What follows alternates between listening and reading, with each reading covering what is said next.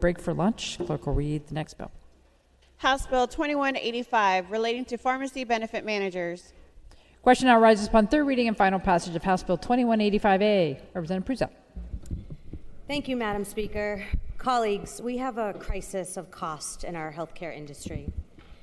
At the leading edge of those increases are the cost of pharmaceutical drugs. Consider this. Price inflation in the United States has increased nearly 126% since 1987. For pharmaceutical drugs, it has increased over 1,000%. That is remarkable, colleagues. Across the industry, pharmacy benefit managers, or PBMs, stand at the busy crossroads between insurers, healthcare providers, pharmacies, and their patients. To be clear, these businesses were designed to serve a very important administrative and cost-saving function for insurance carriers. But with the rise of pharmaceuticals and medicine, these companies grew and merged and grew some more. Today, just 3 PBMs control nearly 80% of the prescription drug marketplace. This kind of control of the market means that other stakeholders in our healthcare industry system lack negotiating power.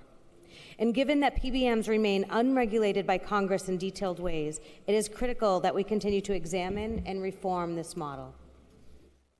There is mounting evidence, colleagues, that these PBMs are contributing to the explosive growth of pharmaceuticals, which affect every Oregonian regardless of what part of the state they call home.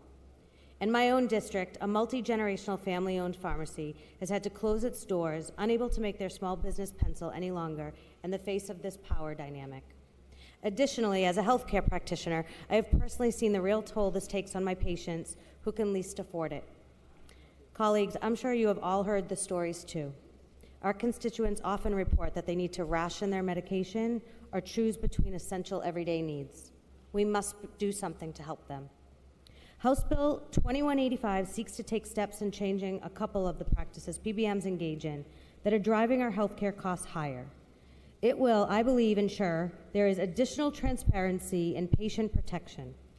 This bill is a much-needed entry point to a discussion that is currently a very opaque process, and ensure pharmacies, including our small and family-owned pharmacies, have a more equal playing field as the PBM market continues to consolidate. Specifically, 2185 will sharpen the edges around the business practices of PBMs registered in our state. This legislation would specify that PBMs are not allowed to prohibit a network pharmacy from offering delivery of prescription drugs by mail, common carrier, or by hand delivery by an employee or contractor of the pharmacy. Prohibits them directly or indirectly restricting or penalizing a network pharmacy from letting a customer know the difference between their out-of-pocket costs or purchase a prescription drug and the pharmacy's retail price for the drug. Colleagues, I know conversations about healthcare costs are complex. And as I learn each day on the Healthcare Committee, there is no one stakeholder inextricably linked from another. So although there is much more work to do, this legislation takes a fair approach at protecting local pharmacies by allowing a PBM to impose mutually agreeable limits on the pharmacy for the delivery of prescription drugs by mail or common carrier, prohibiting a pharmacy from submitting a claim for reimbursement to a PBM unless it is mutually agreed to.